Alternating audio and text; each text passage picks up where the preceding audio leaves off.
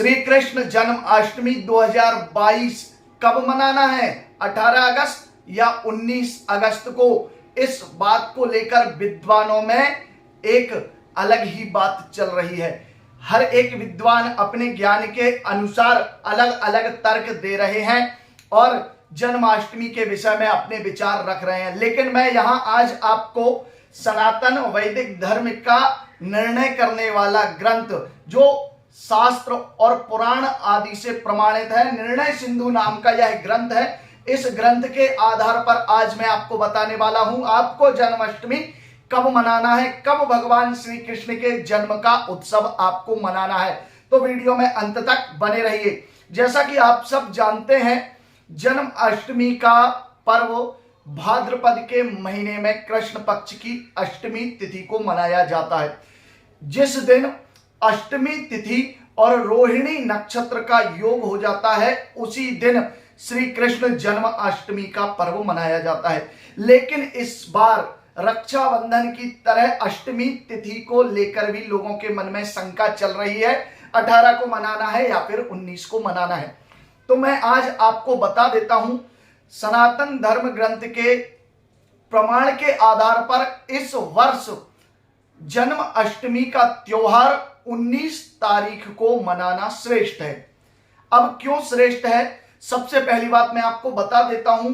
भोपाल के समय अनुसार अष्टमी तिथि 18 अगस्त की रात्रि 11:58 पर प्रारंभ हो रही है और 19 तारीख अर्थात 19 और 20 की रात्रि 12 के बाद समय बदल जाता है, तो 19 के बाद 20 की रात्रि 12:47 पर पूर्ण हो रही है।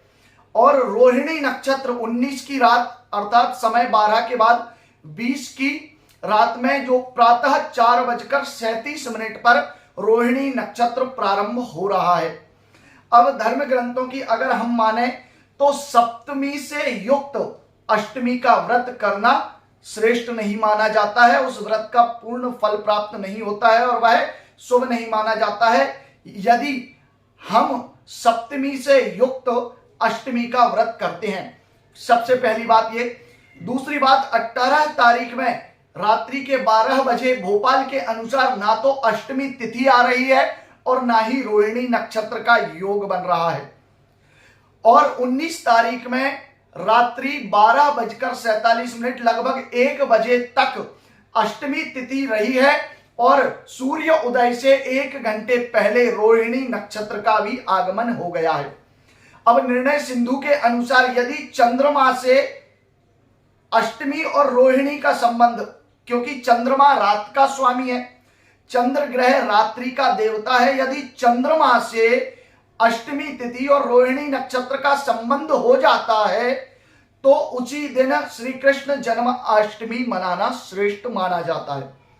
जैसे सूर्योदय से पूर्व तक चंद्रमा का काल माना जाता है और सूर्योदय से 1 घंटे पहले रोहिणी नक्षत्र आ रहा है और रात्रि 12:47 1 बजे तक अष्टमी तिथि रही है, तो इसी योग के कारण 19 अगस्त को श्री कृष्ण जन्माष्टमी का पर्व और व्रत करना श्रेष्ठ है।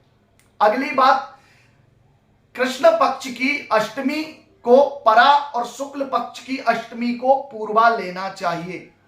अर्थात व्रत आदि में हमेशा जो तिथि सूर्य उदय के समय रही हो उसी तिथि को व्रत आदि में ग्रहण करना चाहिए।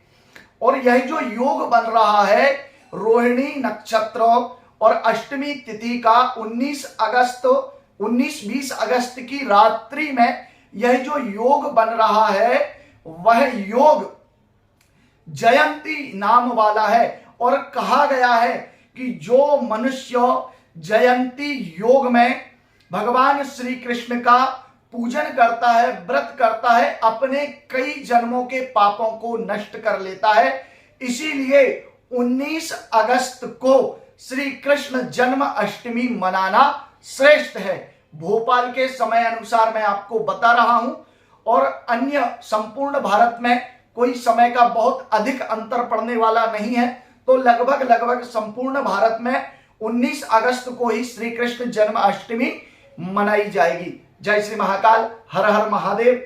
वीडियो अच्छा लगा है तो सब्सक्राइब जरूर कर दीजिए, क्योंकि हम आपके लिए समय समय पर ऐसे ही वीडियो हमेशा आपके ज्ञान के लिए लेकर आते रहते हैं। हर हर महादेव।